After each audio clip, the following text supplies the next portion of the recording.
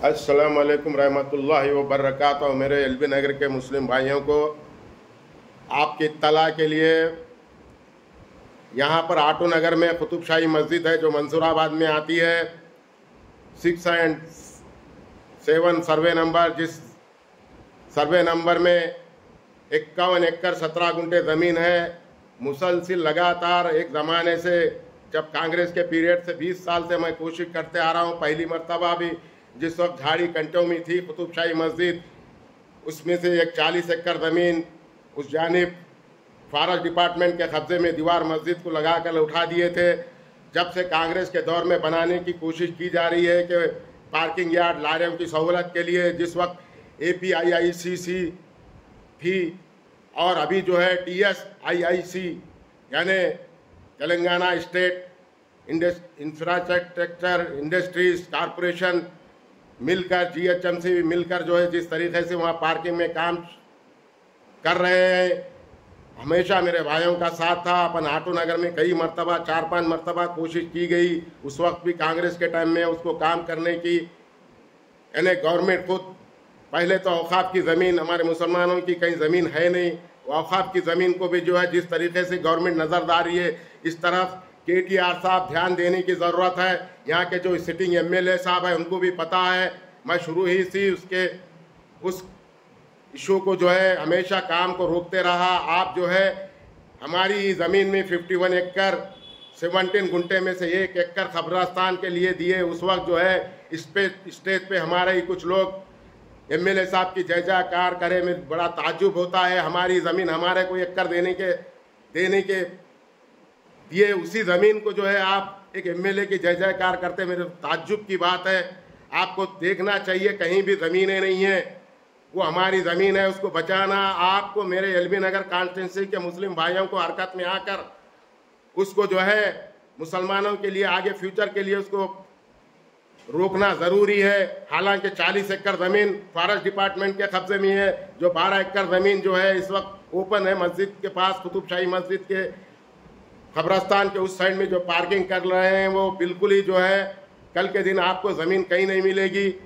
आप एक बात याद रखना, मैं जो है पॉलिटिक्स में रहने की वजह सिर्फ और सिर्फ यही वजह है कि हमारे मुस्लिम कम्युनिटी का कुछ मैं काम कर सकूं, लेकिन कई मरतबा बोलने के बावजूद कई कामें हैं, काम बराबर नहीं हो रहे। जैसे माइनॉरिटी लोन की बात है, डबल बेडरूम की बात है, जब भी जिस वक्त भी जो है यहाँ की लीडरशिप को मैं बोलते रहता हूँ, लेकिन वो लोग कोई भी तरीके के मुस्लिम माइनॉरिटी की तरफ तवज्जो नहीं देते। ऐसा मालूम होता कि सिर्फ जिस वक्त पोलिंग डेट होती उस टाइम पे, जैसे पोलिंग डेट का ख़त्म हो जाता, मुस्लिम माइनॉरिटी को भूल जाते हैं ये लोग। उससे पहले जो है इतना तवज्जो देते हैं कि मुस्लिम को बहलानी करने की। और आपको पता होना चाहिए, आपके 5-10 हज़ार वोट जो जिस मेजॉरिटी के लिए आते, ये लोग 50-100 करोड़ लगा के इलेक्शन लड़ने के बाद वो आप ही के वोट है। आपके वोट की कीमत आपको पता नहीं है, आप ही के वोट है जो उनको मेजॉरिटी लेकर आते हैं। खैर, आपका जो भी चहिता लीडर है, मैं ये नहीं बोल रहा कि वोट नहीं डालना, बिल्कुल डालिए आपका जो भी चहिता लीडर, लेकिन फर्स्ट आप एक ध्यान तवज्जो रखिए, मुस्लिम कम्युनिटी के लिए कुछ करना है। इसी वजह से मैं आज तक पॉलिटिक्स में सुधीर कुमार पीयूष शिवशंकर के साहेबजादे जिस वक्त MLA थे यहाँ के, उसके बाद इंद्रासेना रेड्डी साहब भी BJP से रहे, उसके बाद में मल्लारेड्डी रंगारेड्डी साहब रहे, R कृष्णा साहब रहे, सुधीर रेड्डी साहब रहे, सारे लीडरों को मैं देखते आ रहा हूँ, सबको देख रहा हूँ मैं। इसीलिए यही वजह है कि मेरे लिए कुछ भी किसी का कोई लीडर का वजन नहीं है। इसकी वजह वही है, यही है कि मैं कभी कोई पॉलिटिक्स में कुछ भी कोई पोस्ट के लिए भी कोई पोस्ट, कोई ओहदा, कभी कोई नॉमिनेट पोस्ट वगैरह इसलिए नहीं लिया कि मेरे ऊपर अगर वजन हुआ तो रहा तो मेरी मुस्लिम कम्युनिटी के लिए मैं कुछ कर नहीं सकता, सान में ठहर नहीं सकता। मेरी यही कोशिश रही कि आप लोग समझने की कोशिश करो, अपनी जो औकाफ की ज़मीन है उसको बचाने की कोशिश करो। जो आटो नगर में मंसूराबाद में आती है, वो 51 एकड़ 17 गुंठे जो ज़मीन है, उसको आप कब्रिस्तान के बाजू जिस तरीके से वो गाड़ी पार्किंग के लिए यार्ड हो रहा है, वहाँ पे उससे गंदगी भी होगी और हमारी ज़मीन हमारे हाथों से निकल जाएगी। ऑलरेडी उसमें औकाफ और कोर्ट में जो है चल रहा है मसला उसका, वो ज़मीन का। लेकिन गवर्नमेंट को ये मालूम होना चाहिए, उसके बावजूद भी जो है लीडरशिप जो भी पार्टी है, TRS पार्टी है प्रेजेंट, KTR साहब को इसके तरफ ध्यान देना चाहिए। मैं कभी भी किसी भी वक्त, अभी इलेक्शन है, मैं कुछ कहना नहीं चाह रहा हूँ, इलेक्शन के टाइम पे पॉलिटिक्स कर रहे बोलेंगे, इलेक्शन होने के बाद में भी वो जो ज़मीन मुसलमानों की है मैं उसको बिल्कुल छोड़ने वाला नहीं हूँ। आप कुछ भी बना लो, आप वहाँ बिल्डिंग बना लो, 50 मंजिल का कॉम्प्लेक्स बना लो, कुछ भी कर लो आप, मैं फिर एलबी नगर के पूरे मुसलमानों को वहाँ जमा करने वाला हूँ। इससे पहले, आज से 20 साल पहले भी कांग्रेस के टाइम में मैं जमा करा था और आज भी मैं जमा करने वाला हूँ। आप भी जो है मेरे मुस्लिम भाइयों को एलबी नगर के, आप उस तरफ ध्यान दो। हमेशा मैं रहना, मैं आना बोल के जरूरी नहीं है। आप मेरे भाई है, मैं आपके पीछे आता हूँ। आप लोग जाते रहिए, देखते रहिए वहाँ पे। आप इस तरीके से खुश मत हो। हमारी जमीन में 1 एकड़ खबरस्तान के लिए दिए तो जय जयकार मत करो। मैं भी जो है रामू, मेरा जो है राम मोहन गौड़ जो है मेरे दोस्त है बचपन के बोल के, उनके लिए करता हूँ। वो भी अगर कभी एमएलए बन गए तो कुछ मेरी मुस्लिम कम्युनिटी के काम करेंगे बोल के, मैं मेरे लिए कोई भी लीडर एलबी नगर के अंदर, जिस वक्त मलकपेट कॉन्स्टिट्यूंसी थी, आज तक भी कोई लीडर का मेरे सर पे किसी का वजन नहीं है।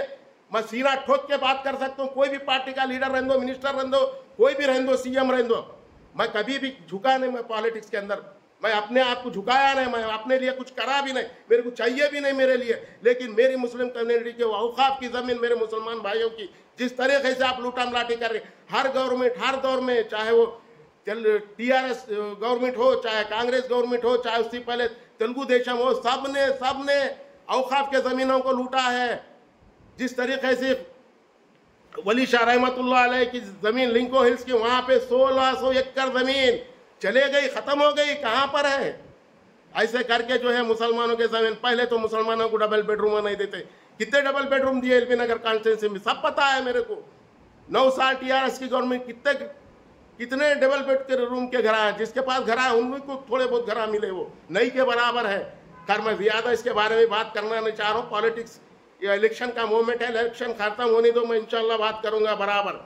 मगर आपको जो है, आप किसी के भी साथ फिरिए भाई, मेरे साथी, मेरे एलबी नगर के भाई लोग, मेरे को कोई एतराज नहीं है। आपका जो पसंदीदा लीडर है आप फिरिए, बीजेपी के लीडरशिप से फिरिए, टीआरएस से फिरिए, कांग्रेस से फिरिए, और पता नहीं कई पार्टियां भारत देश के अंदर, आप किसी के साथ भी जाइए, आपका जो चहीता लीडर उसके साथ रहिए। लेकिन पहले मुस्लिम कम्युनिटी, बाद में हम, ये याद रख के काम करिए। आप ज्यादा कुछ किसी को होके जो है जिंदाबाद जय जयकार करने की जरूरत नहीं है। अपने मुस्लिम कम्युनिटी की जो जमीन है, वहाँ पे औकाफ की जमीन है, उस पर आप नजर रखिए, जाइए, देखिए क्या हो रहा है वहाँ पे। अस्सलाम वालेकुम।